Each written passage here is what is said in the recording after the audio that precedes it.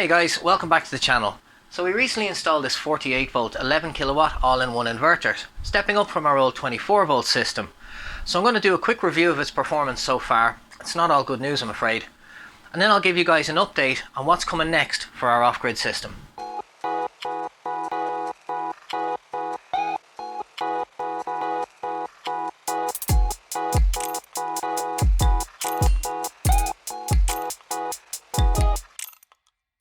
Okay guys, problem number one. Cooling fans are running constantly. It's not a noise issue, but with all other inverters that we've used, the fans only kick in when the unit is actually doing some work, when it's heating up. In this unit, they're on constantly. Now in my experience, any machine that's running fans constantly, you're guaranteed that they're going to wear out within 12 months.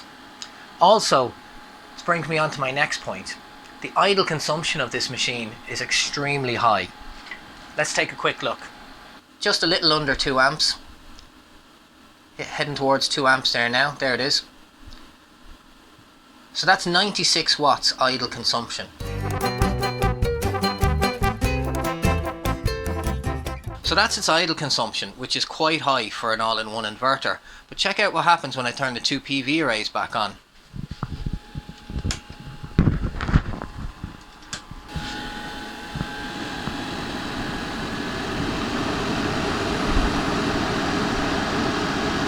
Sounds like a passenger aircraft getting ready for takeoff.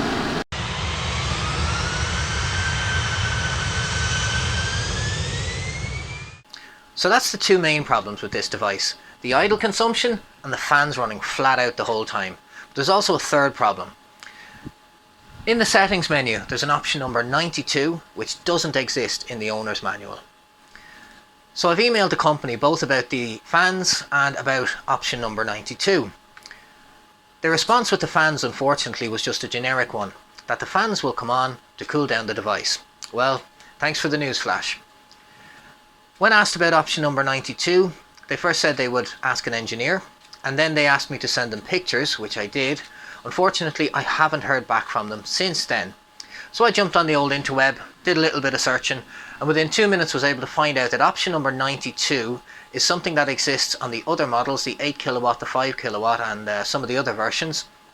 And it's for a 12 volt DC output to a different connector that this machine is not equipped with. So it has me wondering, is there a generic software that they're all programmed with, or is this unit running the wrong software version? I look forward to their reply on that one, and I'll keep you updated on it. Total usage figures for the few days that we've had it up and running. Brought in 38.4 kilowatts, and we've used 12.9 kilowatts. So far today, it's brought in 4.92. We've used 1.16. So there's a big discrepancy there between input and output. It's brought in quite a lot of power, but we haven't used half of it. Most of it has been used by itself or by keeping the batteries in a permanently full state of charge, which hasn't been required. So it makes me wonder, is there going to be further problems with this and its charging cycles? We'll find out in time to come. Speaking of things to come, you might have noticed an empty spot on the wall here. That's for the next addition to this off-grid system, which I'm going to be installing over the coming weeks. But before I can do that, I have to fix this. As the wind is picking back up, time to get the Istabreeze back up and running again. So next week I'll be going through the manufacturer's faults with these turbines and how I'm fixing them.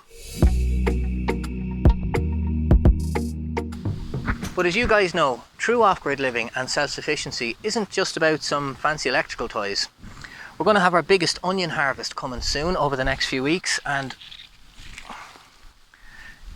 so far they're looking pretty good. We'll have our usual annual potato harvest, we'll have an update on the citrus tree tunnel as well as the little pineapple plant, and some footage from a carrot harvest, our earliest ever that we did all the way back in May. So I hope to see you then guys. Busy couple of weeks ahead, but I'll see you next week talking about the wind turbine.